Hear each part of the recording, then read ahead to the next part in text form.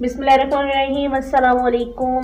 कैसे हैं आप सब? उम्मीद है अल्लाह के फजलो करम से बिल्कुल खैरियत से होंगे।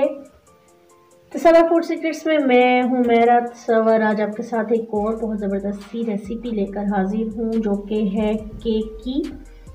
आज हम स्पंजी केक बनाने जा रहे हैं सूजी से और बहुत ही मज़े का ये बनता है। थोड़ा सा डिफरेंट तरीके से बनाने जा रहे हैं। उम्मीद है कि आपको मेरी ये रेसिपी भी बाकियों की तरह ज़रूर पसंद आएगी। इससे पहले कि हम अपनी रेसिपी को मज़ीद आगे बढ़ाएं, आप सबसे रिक्वेस्ट है कि प्लीज़ मेरे चैनल को सब्सक्राइब करिएगा और साथ ही साथ बेल आइकन के बटन को भी ज़रूर प्रेस कीजिएगा ताकि हर आने वाली न्यू वीडियो का नोटिफिकेशन बर वक्त आपको पहुंचता रहे।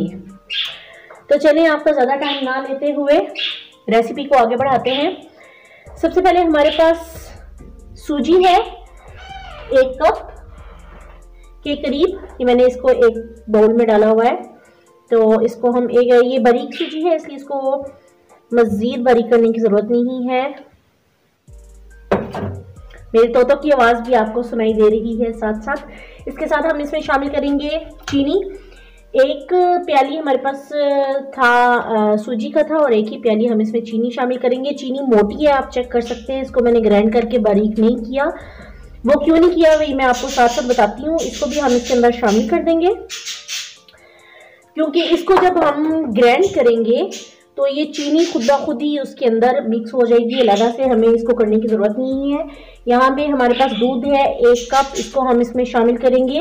दूध की और ज़रूरत पड़ी तो हम ले लेंगे। दूध हम इसमें इतना शामिल करेंगे कि हमारी चीनी और जो हमारा सूजी है वो अच्छे से इसके अंदर डिप हो जाए। तो बिस्मिल्लाहिर्रहमानिर्रहीम सारा शामिल कर देते हैं इसमें। फिर अगर और की ज़रूरत पड़ी तो हम इसमें शामिल कर लेंगे।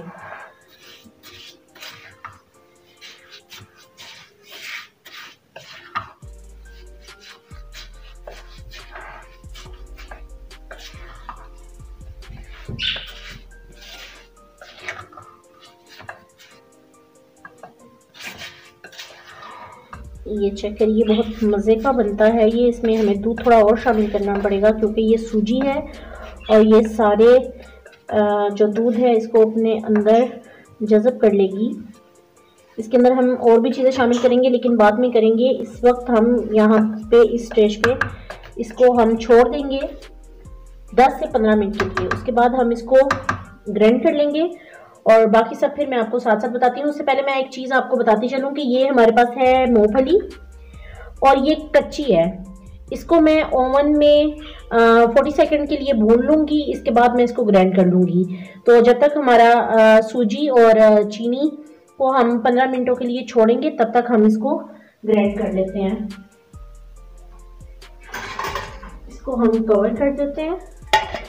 तो चलिए अब हम मूंगफली को ग्राइंड कर लेते भून लेते जी। तो यहाँ पे हम ओवन में मूंगफली को भूनेंगे। ये चेक करें, इतनी सी मूंगफली है हमारे पास। इसको मैं 30 सेकंड के लिए लगा दूंगी। उससे ये आधी कच्ची रहेगी और आधी ये पक्की हो जाएगी। 30 सेकंड में मैंने ओवन को सेट कर दिया।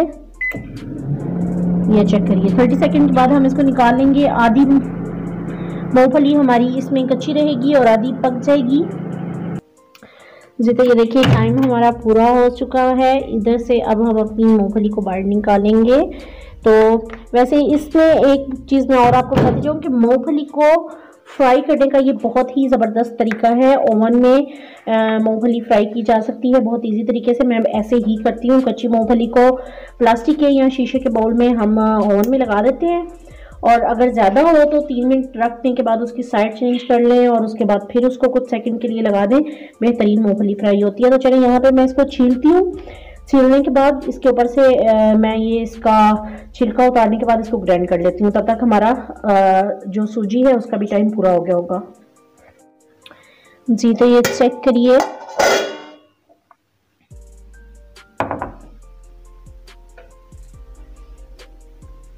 ये देखें, ये माशाल्लाह ज़बरदस्त हो चुका है। सूजी अंदर अच्छे तरीके से फूल चुकी है। एक चीज़ का ख्याल रखिएगा कि जब हम केक बना रहे हों तो हमारा जो चम्मच है जिस तरह हमने इसको हिलाना है वो एक ही साइड पे चले। ये चेक करें आप इसको, इसकी थिकनेस हमें इतनी ही चाहिए। अब मैं सारे अमेज़े को जग में डाल दूंगी।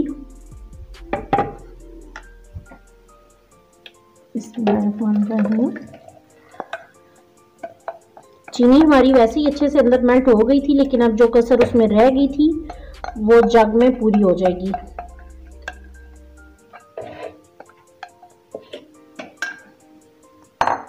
अब जो बाकी चीजें हम इसमें शामिल करेंगे वो है हमारे पास नारियल, 2 टेबलस्पून क्रश किया हुआ नारियल है ये चेक करें, 2 टेबलस्पून।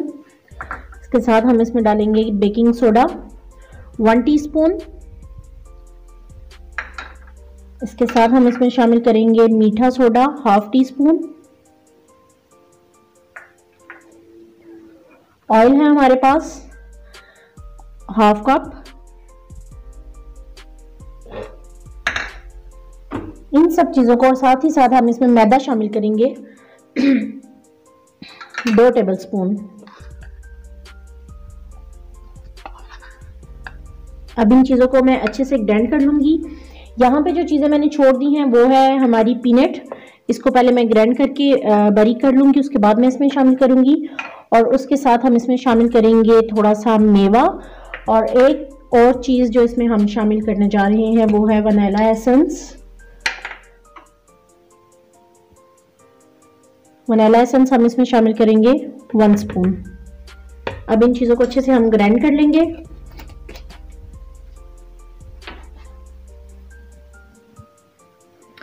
इस स्टेज पे आके हम इसमें 1 अंडा भी शामिल कर देंगे। और अब हम इसको दोबारा से अच्छे से 2 से 3 मिनट तक चला के तो ग्राइंड कर लेंगे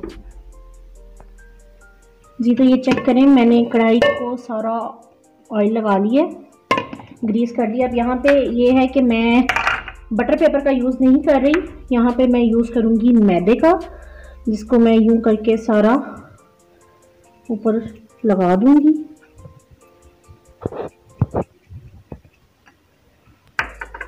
चेक करें आप इस तरह से। अब इसके अंदर हम अपना अमेज़ा डालेंगे, ये सारा अमेज़ा डालेंगे। इसकी थिकनेस चेक करें, ये हमें बिल्कुल ऐसे ही चाहिए था। इसको अच्छे से हम अंदर से निकाल लेंगे।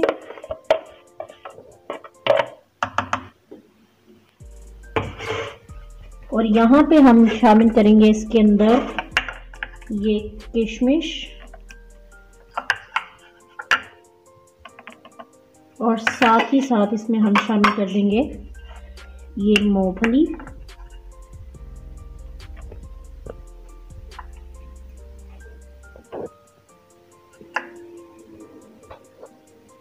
चेक करें, इसको हम अच्छे से मिक्स कर लेंगे।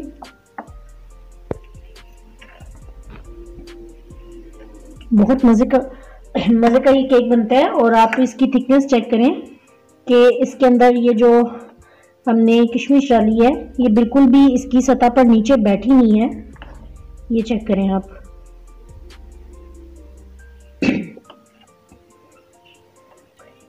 ये इस वजह से होता है, अगर हमारी थिकनेस इसकी बराबर होगी तो इसके अंदर हम चाहे टूटी फ्रूटी डालें या कोई भी चीज़ डालें वो नीचे सतह पर बैठेगी नहीं। अगर हमारी थिकनेस इसकी कम होगी, ये अमेज़ा हमारा पतला होगा, तो इसमें हम जो भी चीज़ शामिल करेंगे ये नीचे बैठ जाएगी। अब हम इसको अपनी कढ़ाई में डालते हैं। बिस्मिल्लाहिर्रहमानिर्रहीम।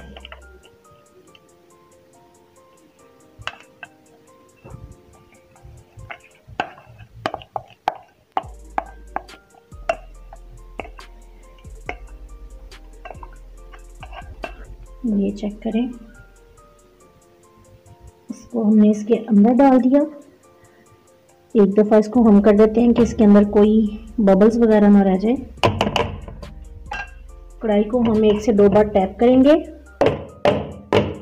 इससे इसके अंदर जो बबल्स होंगे वो ख़त्म हो जाएंगे। चूल्हे को मैंने ऑन कर दिया हुआ है, फ्लेम नीचे से हमारा स्लो है। तवे के ऊपर मैंने कढ़ाई को रख दी है और इसको अब मैं ऊपर से कवर कर दूंगी। इसको अब हम छोड़ेंगे 25 से 30 मिनट के लिए। 30 मिनट के बाद हम इसको दोबारा से रीचेक करेंगे और उसके बाद फिर मैं आपको दिखाती हूँ। जी तो चेक करते हैं अपना केक, ज़बरदस्त माशाल्लाह रेडी हो चुका है। इसको मैं आपको चेक करके बताती हूँ। ये हमारे पास एक कॉटन स्टिक है, तो ये देखिए बिल्कुल साफ आई है ये, इसके साथ कुछ भी नहीं लगा हुआ। तो ये इस चीज़ की निशानी होती है कि केक माशाल्लाह बनके बिल्कुल हमारा रेडी है। चेक करिए। तो अब हम ऐसा है कि इसके ठंडे होने का इंतज़ार करेंगे, उसके बाद हम इसको डिश आउट करेंगे। तो इसके एक दफ़ा किनारे छुड़ा देते हैं। वैसे नॉन स्टिक में इसको बाहर निकालना इतना इशू नहीं होगा, इजीली ये बाहर आ जाएगा। ठंडा होने के बाद वैसे भी ये छोड़ देगा माशाल्लाह ज़बरदस्त। चलिए इसको मैं छोड़ती हूँ ठंडा होने के लिए, फिर हम इसको डिश आउट करते हैं। जी तो चेक करें, केक हमारा बिल्कुल बन के रेडी हो चुका है और आप इसकी ये चेक करें सॉफ्टनेस, थोड़ा सा ये भी गर्म है लेकिन आप इसकी ये सॉफ्टनेस चेक कर सकते हैं, माशाल्लाह बहुत ज़बरदस्त है। तो बहुत ही ईजी तरीके से हमने इसको बेक किया, बनाया। तो उम्मीद है अगर आपको मेरी ये रेसिपी पसंद आई हो तो प्लीज़ इसको लाइक करिएगा, सब्सक्राइब करिएगा और साथ ही साथ बेल आइकन के बटन को भी ज़रूर प्रेस कीजिएगा ताकि हर आने वाली न्यू वीडियो का नोटिफिकेशन बर वक्त आप तक पहुंचता रहे। अपना ढेरों ढेर ख्याल रखिएगा, दुआओं में याद रखिएगा।